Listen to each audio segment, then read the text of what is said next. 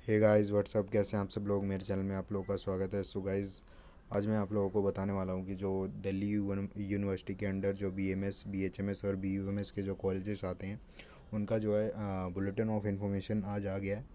और आप fmsc.ac.in site पे जाके आप डाउनलोड करके उसको पढ़ सकते हैं। तो ये जो fmsc.ac.in आप देख सकते हैं, आपकी स्क्रीन पे साइट खुली हुई है। यहाँ पे आप राइट कॉर्नर में देखेंगे तो फैकल्टी ऑफ आयुर्वेदिक एंड यूनानी medicine, faculty of homeopathic medicine. तो अगर आपको होम्योपैथी का बुलेटिन ऑफ इंफॉर्मेशन चेक करना है तो आप होम्योपैथी वाले पे क्लिक करें, और आयुर्वेदिक यूनानी का देखना है तो आप आयुर्वेदिक एंड यूनानी चेक कर सकते हैं। तो चलिए आयुर्वेदिक एंड यूनानी का देखते हैं। तो यहाँ पे आप देख सकते हैं नोटिफिकेशन आ रखा है, click here to download the bulletin of information 2020-2021। So guys, इसका जो है आज ही आया है बुलेटिन ऑफ इंफॉर्मेशन जो है। इसके जो बीएमएस और बीयूएमएस का जो है दिल्ली यूनिवर्सिटी का सेम कॉलेज है, आयुर्वेदिक एंड यूनानी तिबिया कॉलेज करोल बाग में है। और जो इसका होम्योपैथी का जो दिल्ली यूनिवर्सिटी का कॉलेज है वो नेहरू होम्योपैथिक मेडिकल कॉलेज है। और इस चलिए इसका जो है हम बुलेटिन ऑफ इंफॉर्मेशन देखते हैं। सो गाइज, ये है इसका बुलेटिन ऑफ इंफॉर्मेशन। यहाँ पे आपका 85% दिल्ली कोटा और ऑल इंडिया 15% कोटा का जो है एडमिशन के लिए यहाँ पे पूरा इसमें बता रखा है। बाकी इसमें सबसे पहले इन्होंने रजिस्ट्रेशन की जो फ़ीस है इसकी वो बता रखी है। SC ST की PWD कैटेगरीज़ की 1000 रुपये है, और जनरल OBC और EWS कैटेगरी की जो है 1500 है, जो कि नॉन रिफंडेबल है। एक बार भरने के बाद आपको वो वापस नहीं होगा। उसके बाद आपको जो है 3 साइट्स हैं जो कि आपको रेगुलरली विजिट करनी है। www डॉट, यहाँ पे आप देख सकते हैं, इसको आप तीनों नोट कर लें। www.accc.gov.in, ये ऑल इंडिया आयुष की काउंसलिंग की वेबसाइट है। और ये है www.fmsc.ac.in, जो अभी मैंने पिछले अभी खोल के दिखाई थी आपको। और ये www.du.ac.in।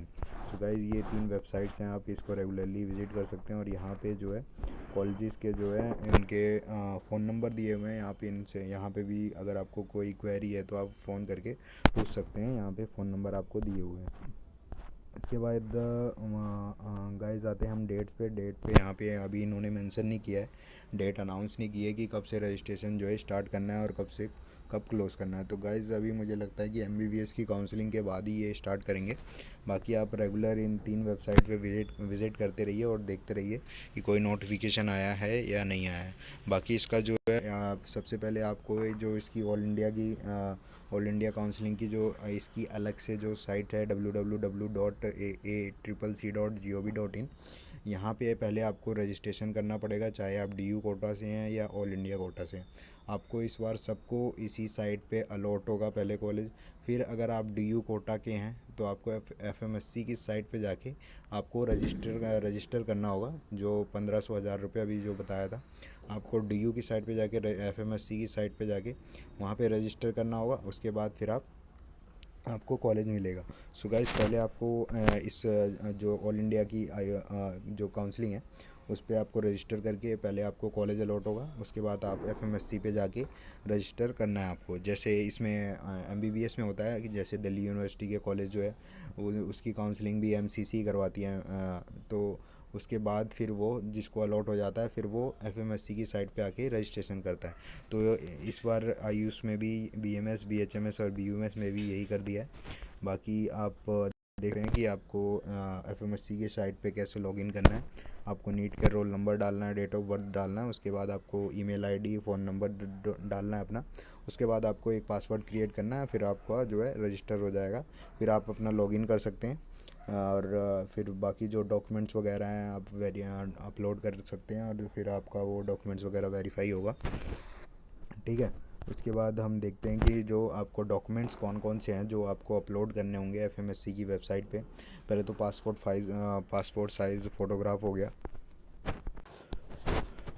एक तो फ़ोटोग्राफ हो गया। दूसरा आपको self attested copy of admit card है, नीट QC का एडमिट कार्ड इस बार जो है जमा हो गया था कहाँ उधर सेंटर पे ही। तो आप डाउनलोड करके उसको अपलोड कर सकते हैं, उसको अटेस्ट करके। बाकी आपका स्कोर कार्ड है वो आपको सेल्फ अटेस्ट करके वो भी अपलोड करना है। उसके बाद आपको सेल्फ अटेस्ट करके आधार कार्ड अपलोड करना है, सिग्नेचर। और उसके बाद आपको जो है जो 12th का जो सर्टिफिकेट है वो अपलोड करना है। हाई स्कूल का जो मार्कशीट है वो अपलोड करना है। जो ये सब सारे डॉक्यूमेंट्स सेल्फ अटेस्ट करके आपको जो है अपलोड करना है। सेल्फ अटेस्ट मतलब अपने खुद के साइन करके, और आप ये लिख देंगे this copy is verified bye, फिर अपने साइन कर देंगे। तो ये होता है सेल्फ अटेस्ट। और उसके बाद ट्वेल्थ की मार्कशीट है और ट्वेल्थ का सर्टिफिकेट है, वो आपको अपलोड करना है। और अगर आप जो है B U M S course के लिए अप्लाई करते हैं तो आपको जो है उर्दू जो है, जो 10th में जो है उर्दू है वो कंपलसरी है। और बीएमएस के लिए हिंदी हो या संस्कृत हो वो कंपलसरी है 10th में आपके लिए।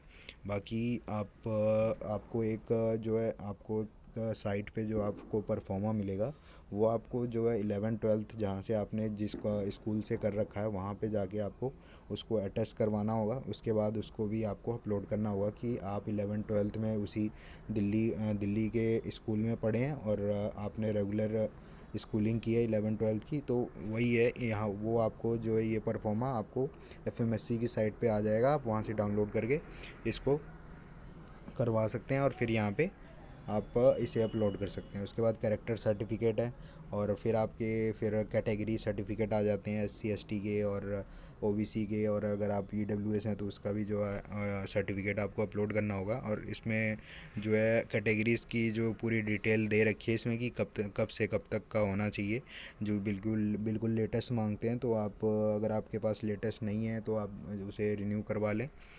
बाकी मैंने बता ही दिया फ़ीस का, रजिस्ट्रेशन फ़ीस वही है 1000 SC ST का और 1500 जनरल EWS OBC का। उसके बाद मेरिट लिस्ट आएगी, तो ठीक है ये सब। बाकी हम सीट पे आ जाते हैं, सीट कितनी है टोटल। तो गाइस टोटल जो सीट्स हैं वो आयुर्वेदिक एंड यूनानी तिब्बिया कॉलेज में BMS और BUMS की 75 सीट्स हैं। 64 जो सीट्स हैं वो DU कोटा की हैं और 11 सीट्स हैं जो ऑल इंडिया कोटा की हैं। आप यहाँ पे इसका स्क्रीनशॉट ले सकते हैं, आप देख सकते हैं आराम से। बाकी मैं बता देता हूँ आपको कि जनरल की जो दिल्ली कोटा की सीट्स हैं 24 हैं, SC की 8 हैं, ST की 5 हैं और OBC की 15 है। ऑल इंडिया की बात करूँ, और EWS की जो DU कोटा की हैं वो 6 सीट्स हैं। बाकी ऑल इंडिया की जो बात करूँ तो जनरल की 4 हैं, SC की 2 हैं, ST की 1 है, OBC की 3 है, EWS की 1 है। तो गाइस टोटल 75 सीट है। बाकी 4 और सीट है, दो दो जो है फ़ॉरेन कोटा वालों के लिए, फ़ॉरेन नेशनल्स के लिए, और 2 जो है seat reserve for government of India nominee उनके लिए है। सो गाइस ये थी जो है इनकी पूरी जो सीट्स जो है, नंबर ऑफ़ सीट्स कितनी है उसके बारे में था। बाकी पे आपको फिर उसके बाद एलिजिबिलिटी क्राइटेरिया क्या है, वही जो 50% 12th में होना चाहिए, 50% से ज़्यादा होना चाहिए जनरल के लिए, और SC ST वालों के लिए 40% से ज़्यादा होना चाहिए, और आपको हर सब्जेक्ट में पास होना चाहिए। बाकी अगर आपने 12th में अगर आपके पास संस्कृत थी तो आपको यहाँ पे फर्स्ट ईयर में संस्कृत सब्जेक्ट होता है वो नहीं पढ़ना पड़ेगा। और वही एलिजिबिलिटी क्राइटेरिया 15% ऑल इंडिया वालों के लिए है, वही दे रखा है सेम कि बाकी यहाँ पे कुछ खास नहीं है। एलिजिबिलिटी क्राइटेरिया आप खुद से पढ़ सकते हैं, आप एक बार ज़रूर पढ़ लीजिएगा। और उसके बाद यहाँ पे nominee of government of India central pool की जो 2 सीट्स हैं उसके बारे में बता रखा है, अगर आप इंटरेस्टेड हैं तो इसको पढ़ सकते हैं। बाकी और कुछ general instruction for candidates self. बाकी यहाँ पे आपको जो है आपकी जो कैटेगरीज़ हैं जो मैंने बताया था कि आपको बिल्कुल लेटेस्ट जो है सर्टिफिकेट लगता है, तो आप वहाँ यहाँ पे आके आप पढ़ सकते हैं। बाकी यहाँ पे आपकी जो फ़ीस है, जो इस कॉलेज की जो फ़ीस है ये स्टूडेंट्स को सबसे ज़्यादा अट्रैक्ट करती है, क्योंकि जो इसकी फ़ीस है वो बहुत ही ज़्यादा कम है। मतलब एक महीने का इतने का खर्चा आ जाता है जितने की इसकी फ़ीस है। तो इसकी जो फ़ीस है 2325 रुपये है एक साल की।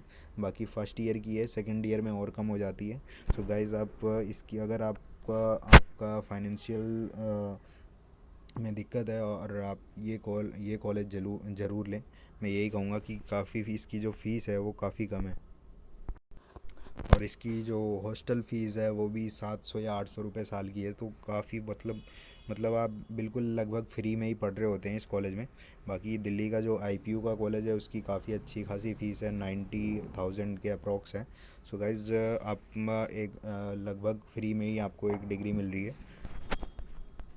बाकी अगर फ़ॉरेन स्टूडेंट्स के लिए जो है वो आपको 4800 जो है वो जो है चार्ज करेंगे रजिस्ट्रेशन फ़ी। बाकी अगर आप इंटरेस्टेड हैं तो पढ़ सकते हैं उसे। बाकी यहाँ पे मैं एक चीज़ बता दूँ, अगर आप कॉलेज छोड़ते हैं बाद में भी, या अब 1 साल के बाद या 2 साल के बाद, तो यहाँ पे कोई बॉन्ड जैसी कोई चीज़ नहीं है कि अगर आप कॉलेज छोड़ रहे हैं तो आपको जो है बॉन्ड देना पड़ेगा। यहाँ पे सबसे अच्छी बात यह है, बॉन्ड नहीं है। आप यहाँ पे आके फर्स्ट ईयर में अगर आप नीट की तैयारी करना चाहते हैं तो कर सकते हैं, अगर आपका सिलेक्शन हो जाए तो आप कॉलेज छोड़ सकते हैं। यहाँ पे कोई बॉन्ड नहीं है ऐसा। और उसके बाद यहाँ पे रिजर्वेशन वगैरह कुछ खास नहीं है ये सब। तो गाइज़ आप इसे एक बार डाउनलोड करके पूरा ज़रूर पढ़िएगा। जहाँ तक मैंने इम्पोर्टेंट जो चीज़ें थी मैंने वो जहाँ तक है सारी बता दी हैं। बाकी इसमें एक और चीज़ लिखा था कि अगर आप 1 महीने तक रेगुलर नहीं आते हैं तो आपका एडमिशन जो है कैंसिल हो जाएगा। ऐसा बिल्कुल नहीं है। आपका एडमिशन, अगर आप पूरे साल भी नहीं आए फिर भी एडमिशन कैंसिल नहीं होता। ज़्यादा से ज़्यादा आपकी अटेंडेंस शॉर्ट होने की वजह से 6 महीने आप बैक हो जाते हैं और आपका एडमिशन कैंसिल नहीं होगा, इतना पक्का है। बाकी आप इसकी जो लास्ट ईयर की जो कट ऑफ है इसकी मैं अलग से वीडियो बना दूंगा। आप अगर मेरे चैनल पे नए हैं तो प्लीज़ सब्सक्राइब ज़रूर कर लीजिएगा, और अगर ये वीडियो अगर आपको अच्छी लगी तो प्लीज़ लाइक ज़रूर कीजिएगा। और मेरे टेलीग्राम चैनल को ज्वाइन कर सकते हैं आप, मैं नीचे लिंक दे दूँगा। वहाँ पे मैं डालता रहता हूँ जो भी नोटिफिकेशन आती है या कोई भी मेरिट लिस्ट आती है तो मैं वहाँ पे सबसे पहले डाल देता हूँ। तो और अगर आपको और भी कॉलेजेस की कट ऑफ देखनी है तो आप मेरे प्लेलिस्ट में देख ही सकते हैं। मैंने कई कॉलेजेस की जो है कट ऑफ बता रखी है। So guys, thank you.